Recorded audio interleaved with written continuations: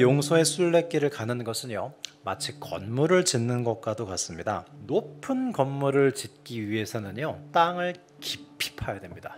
왜냐하면 높이는 깊이에서 나오기 때문이에요. 이와 마찬가지로 우리의 용서도 깊고 높고 넓어야 지속력을 가지고 영적 순례를 갈 수 있습니다.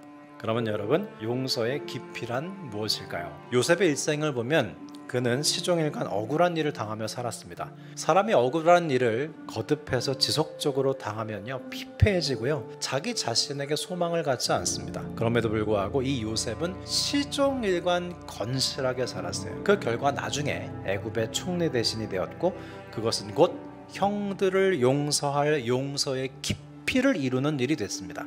우리가 우리 자신에게 잘못한 사람을 용서하기 위해서는 그 사람이 나에게 준 상처보다 내가 더 큰 사람이 되어야 됩니다. 요셉은 일순간에 자신의 형들을 용서한 것이 아니었습니다. 그는 우선 용서의 깊이를 가질 수 있는 삶을 충실히 살았어요. 그는 시종일관 하나님 앞에 신실했고 사람들의 신뢰를 더욱 얻어갔습니다. 그는 감옥 밖에서나 감옥 안에서도 하나님과 이웃과 좋은 관계를 유지하며 부정적인 시간을 끊임없이 긍정적인 시간으로 바꾸어 살았어요.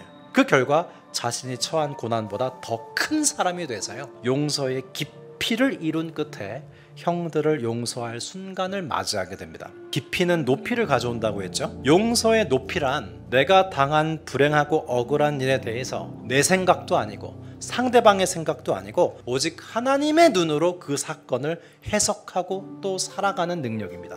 비좁은 내 마음에서 찾을 수 없습니다. 상대방의 마음에서 찾을 수도 없습니다. 우리는 그 사실에 대해서 하나님의 음성을 들을 수 있어야 돼요. 오늘 본문에서 요셉은 형들을 용서하면서 신학적 해석을 해요. 당신들은 나를 해하려 하였으나 하나님은 그것을 선으로 바꾸사 오늘과 같이 많은 백성의 생명을 구원하게 하시려 하셨나니 그랬어요.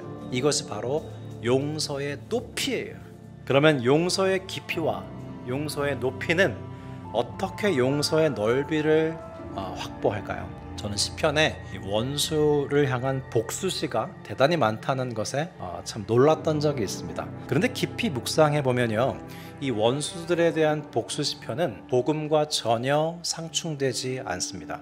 하나님께서 보복해 주실 것을 간구하되 자신은 절대 복수하지 않습니다. 그들은 보복에 보복이 가해지는 그 사슬을 벗어나서요, 화평케 하는 자들의 반열에 서요. 여러분, 이것이 바로 용서의 넓이에요. 그러면 용서의 길이는 어떻게 펼쳐질까요? 요셉은 분명 형들을 용서했습니다. 그런데 여러분, 나에게 잘못한 사람을 내가 용서했다고 해서 그 사람이 내 용서를 다 받아들이는 건 아닙니다. 요셉이 그토록 어렵사리 형들을 용서했지만 형들은 요셉의 용서를 진심으로 받아들이지 못했어요. 여기서 용서는 계속 순례의 길을 가게 되죠. 그것이 바로 용서의 길이에요. 저는 약 5년 전에 로마의 바티칸에 있는 시스타나 성당에 가서 미켈란젤로의 최후의 심판을 볼 기회가 있었습니다. 흥미로운 것은 그 최후의 심판을 보는 관람객들의 얼굴 표정이 너무나 평온했다는 게 참 인상 깊었어요.